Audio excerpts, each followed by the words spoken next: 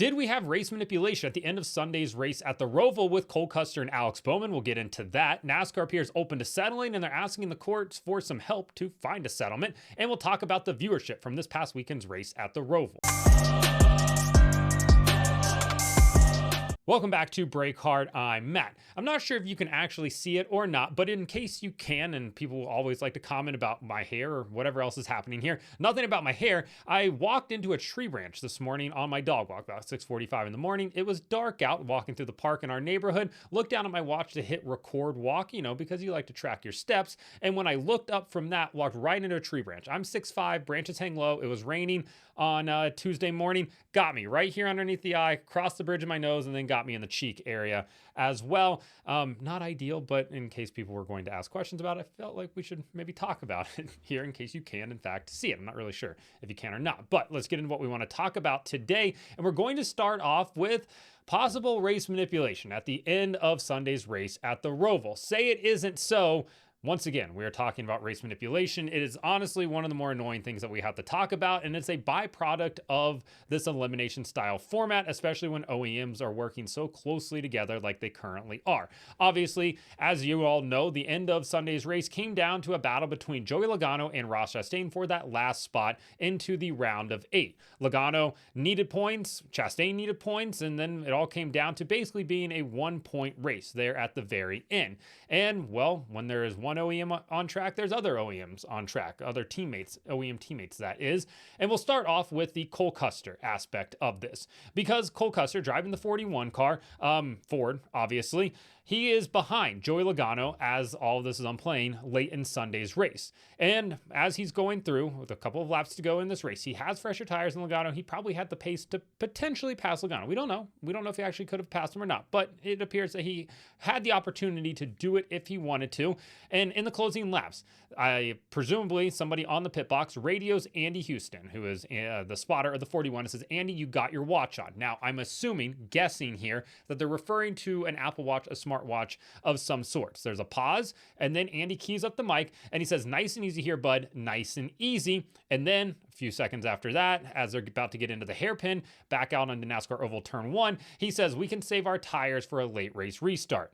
Okay, not the craziest thing in the world here, but it is weird that you would ask him if he has his watch on, and then he would relay a nice and easy message, "Nice and easy here, bud," as he's trying to chase down the 22, and then tell him he can save his tires for a late race restart, which, hey, tires were wearing out really fast on Sunday. So what he said there, let me preface this. What they said over the radio, nothing in that says anything about points. They don't tell him not to pass him. All they said is, "Take it easy here, bud." So you can interpret it however you want, right? It is open to interpretation, but by the rules, they did not say anything illegal. They did not say anything that would incriminate themselves. So let's move on to the Alex Bowman portion of this. Alex Bowman driving a Chevrolet. He is behind Ross Chastain, or, closing in on Ross Chastain. And on the last lap of the race, he was told, "Take care of it, taking care of them." All right, that's an interesting way to phrase it. Who is them? Is them the tires? Is them the one that is in front of them?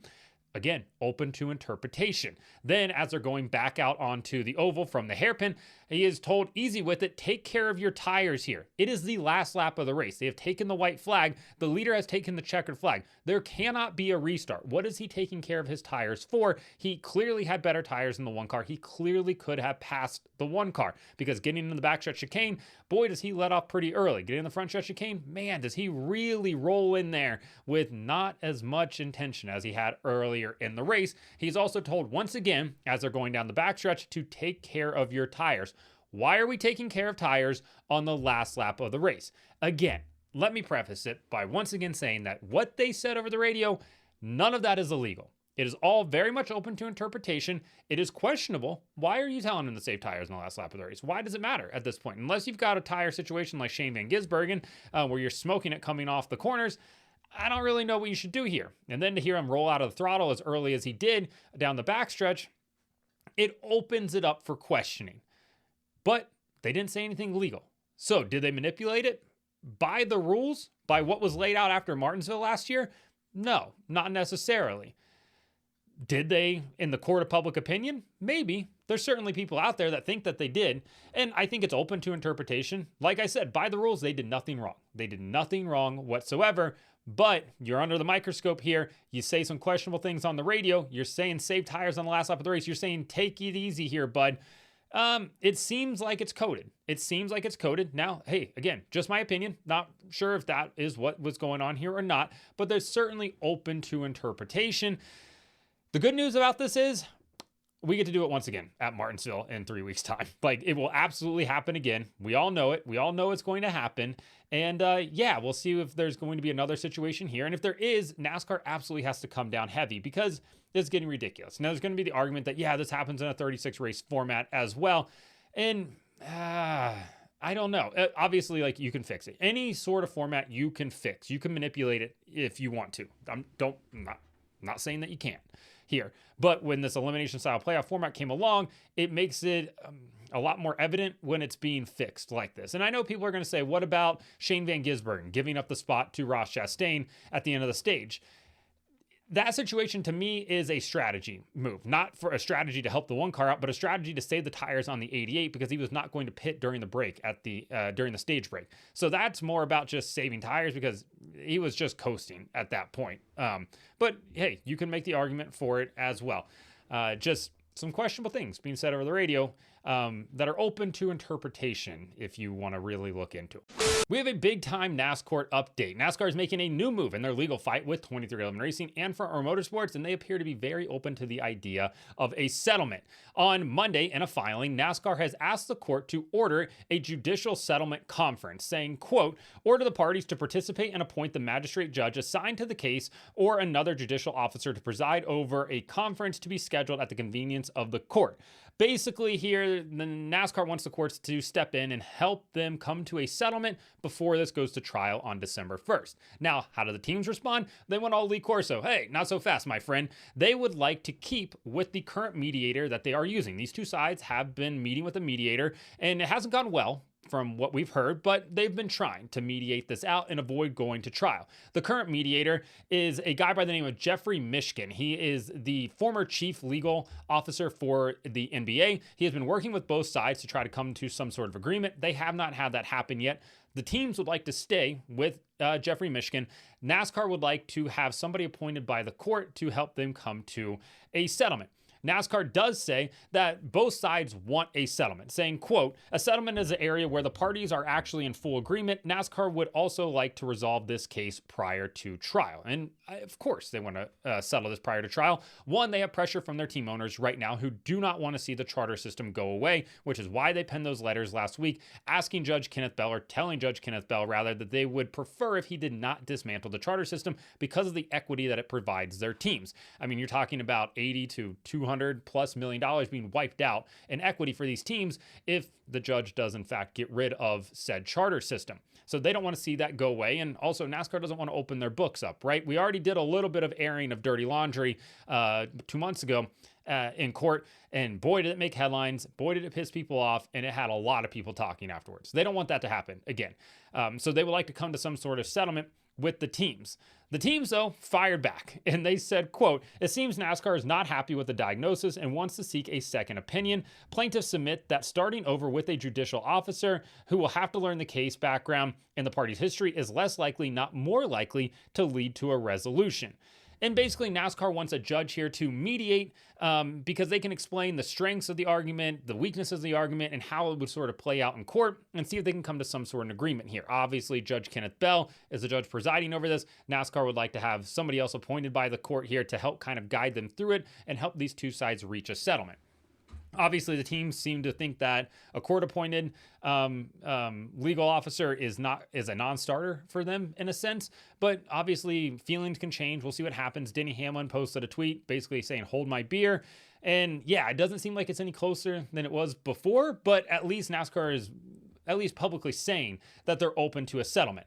And you know, whether or not you're on the team side here or NASCAR side here, a settlement is the best possible outcome for everybody involved. It's the best possible outcome for the teams that already signed, for 23XI Racing, more than likely, and Front Row Motorsports. It's the best outcome for NASCAR, and it's the best outcome for the fans. One, because it's going to kind of keep things as it's going right here. It's going to bring 6 cars back in for next year as charter teams, so we don't have to worry about that. It's going to take this entire storyline and headlines that we've been, creating out of this ongoing lawsuit lawsuit away. It's going to take that distraction away. And ultimately, it's not going to push Michael Jordan out of the sport. Whether or not you like Michael Jordan or not, the optics of NASCAR pushing Michael Jordan out and the headlines that would create would not be good. It just wouldn't be good at all. And NASCAR wants to focus on growing. They want to focus on reconnecting with the fans that aren't watching anymore. They want to focus on all of that moving forward. They don't want to focus on this lawsuit anymore. And coming to an agreement is definitely the best solution for everybody. And I hope that's what happens. Ultimately, I think everybody has, throughout this entire process, hoped that's what happened. Obviously, you have some chaos agitators out there that want to see like a breakaway series and stuff, but that's not the solution to the problem here.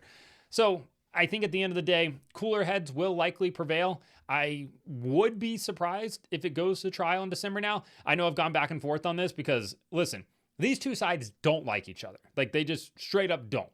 They're going to do business with one another because it makes sense and it's profitable and it makes money for them to do it. But let's not be mistaken here. Denny Hamlin doesn't like the France family. The France family doesn't like Denny Hamlin and Michael Jordan. Curtis Polk and the people over at NASCAR don't get along. They don't like each other. But they know that the best path forward is an agreement to come together. And I think ultimately we are going to get that, at least hopefully. If not, we'll go to trial in December. And then heck, we'll have something to talk about for a decent portion of December. And then who knows what the sport looks like coming out of that. Here's a Christmas present. You all lose your equity. I don't think anybody wants that to happen. So we'll see if a settlement is coming. But it's at least a positive sign for, I think, most people with logical brains that would like to see this come to a reasonable end. Viewership is in from this past weekend's race at the Roval, and NASCAR's Race on USA drew 1.544 million viewers to watch Shane Van Gisbergen once again wax the field on a road course and see Ross Chastain throw an absolute Hail Mary in the final corner on the last lap of the race and ultimately not advance. There's no direct comparison to last year's race because last year's race was on NBC and it drew 2.44 million viewers. So just under a million more viewers when it was on network. Obviously, this year's television package from 2025 through 2031 is very heavy on cable. NBC is only showing 4 races this year in their portion of the schedule on network. That would be the Daytona cutoff race and then the final 3 playoff races at Talladega, Martinsville, and then at Phoenix for the championship finale. So viewership is going to be skewed year to year, comparing it to 2024, just because there was more races on network at that point. But 1.544 million viewers isn't the worst. Obviously, we would all like to see it be more. We would like to see it probably up around that 2 million viewer range, but at least it's not collapsing. It's not down to 1.2 or 1.1 million viewers or something like that. Ultimately, we're going to keep talking about viewership. Like, it just is what it is. How many viewers are we getting? Because it is the health of the sport at the end of the day here. I think some of these races are races that people just aren't going to tune into. I think the Roval gets viewers in a sense because it can be chaotic at times. I think people don't tune into Loudon because it's Loudon and people don't traditionally view that as a must-watch race. Obviously, next weekend's race, we have this weekend coming up at Las Vegas. That will be on USA once again. I would expect it to probably be around the same ballpark in that 1.5 million viewer range. The weekend after that, we're going to Talladega. I think things could get, you could see a nice little bump up there. I would be shocked if it was below 2.5 million viewers. I mean, Talladega draws in the eyeballs every single year, and people want to tune into super speedways. Then, of course, you're gonna have Martinsville. It'll probably be above 2 million. I hope it is at least, and then the Phoenix finale as well, probably in the same ballpark there. So, yeah, it's a struggle being on cable. We continue to talk about it. It's tough, right? Less and less people have cable every single day. Putting it on USA, a non-traditional sports channel, again, is a tough one. We'll see what happens when they bring back NBC Sports Network later in the year. What does that mean for the future of NASCAR on NBC, USA, everything like that, heading into 2026 and beyond? I know there's been talk about, NASCAR not going over to NBCSN. Depends on how many homes it's in. I would argue that it's probably a better place to go than USA and stuff like that. But it's all up in the air as it currently stands. I think ultimately, the television product hurts it. I think that the broadcast probably need to have a bit of an overhaul. In a sense, Prime did a phenomenal job. TNT was, Fox is bad. NBC is okay. I think the constant repeating that we get from the booth is annoying at times, and it kind of drives people insane. I think there's just things that the broadcast could do maybe a little bit better that would, help people out. Not that they're doing a bad job, but I think there's always improvements to be made. But ultimately, going head to head against the NFL, of course, is, an uphill battle at that. So We'll see how it plays out next week, but 1.544 million people tuned in to watch this past weekend's race at the Roval. So let me know in the comments, do you think that there was any sort of race manipulation at the Roval on Sunday with Cole Custer, Alex Bowman? Do you think NASCAR and 2311 Racing for our motorsports are going to come to a settlement sometime soon? And viewership, let me know your thoughts on that. Like and subscribe to the channel. Follow me on TikTok at BreakHard, Instagram, Twitter, and Facebook at BreakHardBlog.